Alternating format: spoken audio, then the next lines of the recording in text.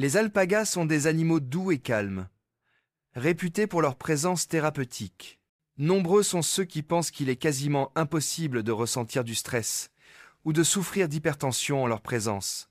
Relativement calmes, ces animaux au tempérament apaisant en font des compagnons agréables dans les fermes et les ranchs. Physiologiquement, les alpagas se distinguent de leurs proches parents, les lamas. Contrairement aux lamas, ils n'ont pas de dents de devant supérieures, ce qui explique leur comportement alimentaire particulier. De plus, les lamas sont environ 2 fois plus grands que les alpagas et ont tendance à être plus agressifs. Les alpagas existent en 22 couleurs naturelles, allant du blanc pur au noir de jais, ce qui en fait des animaux très prisés dans l'industrie textile. Il existe 2 races d'alpagas reconnues. Le wakaya, connu pour sa toison duvetteuse et frisée, et le suri, dont la fibre soyeuse et brillante pend en mèche. La fibre d'alpaga est appréciée pour sa douceur, sa résistance et ses propriétés hypoallergéniques. On estime que seulement 4% des personnes y sont allergiques. De plus, elle est naturellement ignifuge et plus chaude que la laine de même finesse. Chaque alpaga possède une personnalité distincte, souvent comparée au chat en raison de sa nature curieuse et indépendante. Il déteste généralement le vent et les caresses sur la tête, mais apprécie les interactions en face à face. Il est intéressant de noter que les alpagas ont tendance à utiliser le même espace comme salle de bain commune, ce qui facilite l'entretien du pâturage et produit un engrais très efficace après le compostage. Les alpagas ont une espérance de vie relativement longue, pouvant atteindre une vingtaine d'années. Les femelles présentent un comportement reproducteur unique, appelé ovulation induite, c'est-à-dire qu'elles n'ovulent qu'en réponse à l'accouplement. La gestation dure de 11,5 à 12 mois.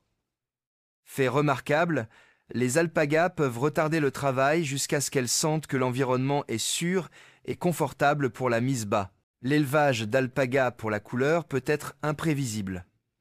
Même 2 parents gris ou clairs peuvent donner naissance à des descendants au pelage complètement différent, noirs par exemple. Cette variabilité découle de la diversité de leur patrimoine génétique. Et tenter de contrôler les couleurs par l'élevage s'est avéré peu fiable. La tonte est un élément essentiel des soins aux alpagas. Ces animaux doivent être tondus chaque année pour éviter les coups de chaleur, surtout dans les climats chauds. La tonte est sûre et minimise le stress lorsqu'elle est effectuée correctement. Les alpagas sont délicatement attachés avec des chaînes souples et allongées pour éviter les blessures. Un tondeur professionnel peut réaliser l'opération en environ 8 minutes. La partie la plus précieuse de la toison, appelée couverture, provient du dos et des flancs de l'animal et est souvent utilisée pour la production de fils et de vêtements de haute qualité. La laine d'alpaga est utilisée pour créer une variété de produits, notamment des chaussettes, des écharpes, des bonnets, des châles et des pulls. Les chaussettes, en particulier, sont réputées pour leur chaleur et leur confort. Les élevages d'alpagas fonctionnent souvent selon un modèle durable, intégrant des pratiques comme l'énergie solaire et des systèmes d'alimentation en eau de pluie pour soutenir les activités animales et agricoles. En termes d'alimentation, les alpagas ont besoin d'un foin d'herbe bien équilibré en nutriments. Le foin de fléole des prés est souvent privilégié pour sa teneur en protéines. Une suralimentation en protéines peut entraîner des problèmes de santé comme la stéatose hépatique. Un alpaga adulte consomme généralement entre 1,13 et 1,30 6 kg de foin par jour. Les alpagas sont appréciés non seulement pour leurs fibres, mais aussi pour leur calme et leur facilité d'entretien. Bien que la viande d'alpaga soit consommée dans des pays comme le Pérou, elle n'est généralement pas consommée aux États-Unis. Avec les connaissances et les installations adéquates, l'élevage d'alpagas peut être à la fois un mode de vie paisible et une activité agricole durable. Vous savez que les alpagas ont la capacité de fredonner. Vous avez bien lu. Non seulement ces adorables créatures sont adorables, mais elles ont aussi une belle mélodie. Tel un moine duveteux méditant par le nez, ils émettent un doux fredonnement musical lorsqu'ils sont intrigués, satisfaits, agacés ou même simplement ennuyés. Selon la hauteur du fredonnement, certains propriétaires affirment pouvoir déterminer l'état d'esprit de leur alpaga. C'est ce qui se rapproche le plus d'une playlist pour alpaga. De plus, voici un rebondissement. Les alpagas crachent, mais pas aussi souvent ni avec autant de force que les lamas. Lorsqu'ils en laissent un s'échapper, c'est généralement parce qu'un autre alpaga a eu l'audace de voler leur nourriture ou de s'approcher trop près d'eux pendant qu'ils mangent. Le ton est plus celui d'un « Eh !» plus une menace pour les humains qu'un acte d'agression. Recule de mon buffet de foin! En revanche, si jamais on vous crache dessus, considérez-vous comme officiellement intégré au drame du troupeau. Un autre aspect souvent méconnu est que les alpagas détestent la solitude. Même s'ils peuvent paraître calmes et sereins sur une photo prise seule, garder un alpaga solitaire n'est pas une bonne idée. Ils s'épanouissent mieux en groupe, idéalement avec d'autres membres de leur espèce, car ce sont des animaux grégaires. Un alpaga solitaire est un alpaga malheureux. Et soyons honnêtes, personne ne veut être celui qui fait tomber un nuage sur pattes. Vous souvenez-vous du terme « orgling » ? Il ne s'agit pas d'une faute d'orthographe. Il s'agit plutôt du gargouillement particulier que produisent les alpagas mâles lors de l'accouplement. Si vous imaginiez que l'opéra était joué sous l'eau, vous pourriez le considérer comme la version alpaga de l'opéra romantique. Bien que ce ne soit pas exactement du Pavarotti, il semble que les femelles y résistent presque irrésistiblement. Des concours de mode polaire sont également organisés lors de certains salons d'alpaga.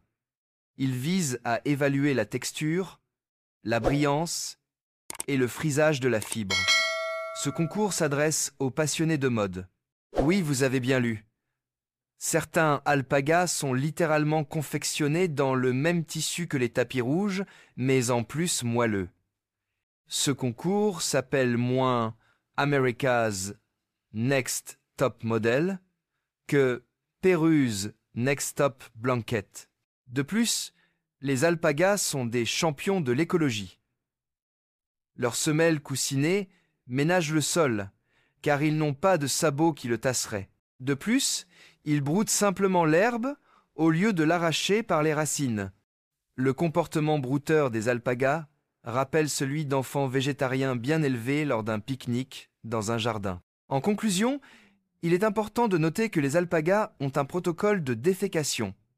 Oui, il s'agit de faire leurs besoins de manière organisée. Lorsqu'ils ont besoin de se soulager, ils choisissent des endroits précis, construisant ainsi des latrines communautaires propres. De plus, les scientifiques pensent que cette pratique est bénéfique pour lutter contre les parasites. En bref, ils sont extrêmement méticuleux dans leurs habitudes de toilette. J'aimerais que les gens soient aussi prévenants lorsqu'ils utilisent les toilettes publiques. Saviez-vous surtout que les alpagas peuvent reconnaître les visages humains et alpagas? Ce ne sont pas que de jolies touffes de laine. Ils ont une mémoire exceptionnelle.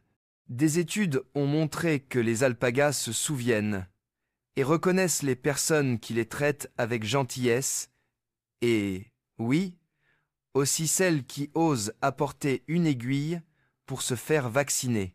Alors, la prochaine fois que vous entrerez dans leur enclos, ils vous lanceront peut-être ce regard. Et puisqu'on parle de cerveau, les alpagas sont incroyablement faciles à dresser. On ne dit pas qu'ils vont s'asseoir, rester immobiles ou rapporter vos pantoufles. Ils ont des critères, d'accord? Mais ils peuvent tout à fait apprendre à marcher en laisse, à venir quand on les appelle, et même à faire des courses d'obstacles lors de spectacles d'alpaga. C'est comme le cousin introverti du chien de berger. Calme, mais avec des talents cachés. Vous êtes-vous déjà demandé comment les alpagas gèrent le froid? Ils ne se contentent pas de tolérer la neige, ils s'y épanouissent. Originaires des Andes, en Amérique du Sud, ces animaux oscillent entre chaleur estivale et nuit glaciale. Leur toison, véritable manteau d'hiver high-tech, est ultra isolante, évacue l'humidité et respirante. Alors, pendant que votre voiture dégivre, votre alpaga est probablement en train de faire des anges dans la neige. Et maintenant, une chose étonnamment adorable. Les bébés alpagas sont appelés cria. Et à la naissance, ils ne pèsent généralement que 6 à 9 kilos. Mais le plus incroyable, ils courent dès les premières heures de leur vie. Eh oui, c'est vrai. Imaginez naître, vous lever et sprinter dès le premier jour. Pas de pression, les bébés humains. Parlons un peu de dentisterie. Les dents des alpagas poussent continuellement, comme celles des rongeurs, mais seulement leurs incisives inférieures.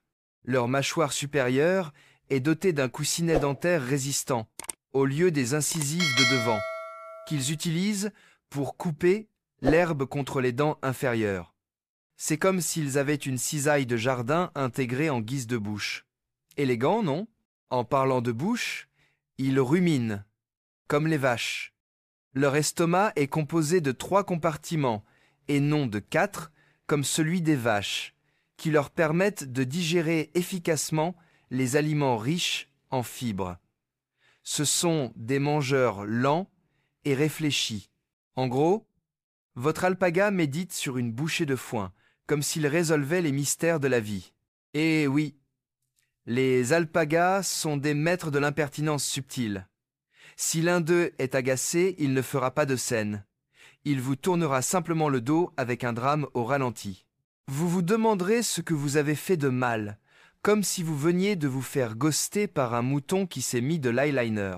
Un dernier détail surprenant, dans certaines cultures, la fibre d'alpaga était autrefois réservée à la royauté. Les Incas l'appelaient la fibre des dieux, et elle était considérée comme si luxueuse que même les roturiers n'avaient pas le droit d'en porter. Donc, techniquement, posséder un pull en alpaga, c'est arborer la mode de l'élite antique.